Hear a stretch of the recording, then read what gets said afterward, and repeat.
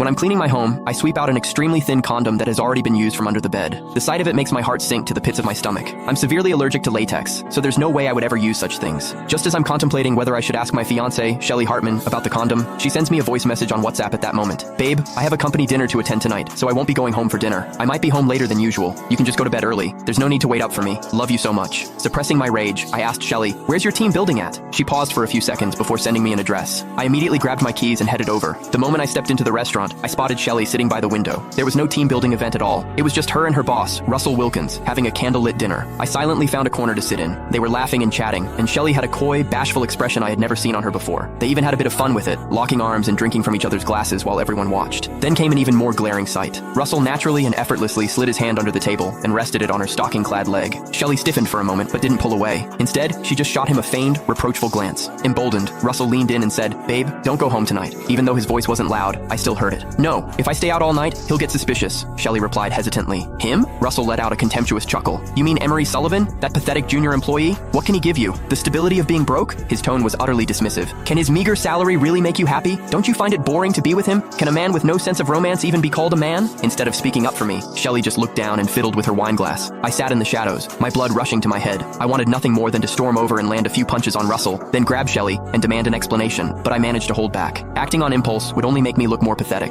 I was going to make them regret this and make them pay in my own way. Russell's hand lingered on her thigh the entire time. When he got up to pay the bill, his arm was tightly wrapped around Shelly's waist. She feigned resistance as she leaned into him, and the two of them headed toward the elevators to the hotel room like conjoined twins. After they disappeared, I sat for another 5 minutes before taking out my phone and sending Shelly a text. "Is your team building over? I'm nearby. I'll come up and get you." Once the message was sent, I placed my phone screen side up. I pictured her in some room upstairs, flustered the moment she saw the message. Half a minute later, Shelly called and said in a flustered tone, "You don't have to do that. We're still playing games, so it'll be a while. Maybe an hour or two? It's hard to say. You should head back. I'll just take a cab." "It's fine. I'm not in a hurry." I leaned back in my seat. "I'll wait for you downstairs. Come down when you're down, or tell me the room number, and I'll come up." "Don't come up!" She was practically shouting, then immediately realized her mistake and quickly lowered her voice to explain, "It should be wrapping up soon. Let me see if I can leave a bit early." "All right." In less than 5 minutes, Shelly came out. I looked her over. Her dress was slightly wrinkled, and there was a small tear in her stockings just above the knee. On the side of her neck was a small red mark, as if recently kissed hard. Most noticeable, though, was the look in her eyes. It carried a suppressed resentment and the impatience of someone who had been interrupted. Pretending not to notice, I smiled and walked up to her. "Did you have fun?" She walked straight past me, answering stiffly, "It was okay. Let's just go home." I nodded, not pressing any further, and followed her to the parking lot. Throughout the entire ride, she sat with her lips pressed tightly together, gazing out the window in silence. One could cut the tension in the car with a knife. Back home, she kicked off her heels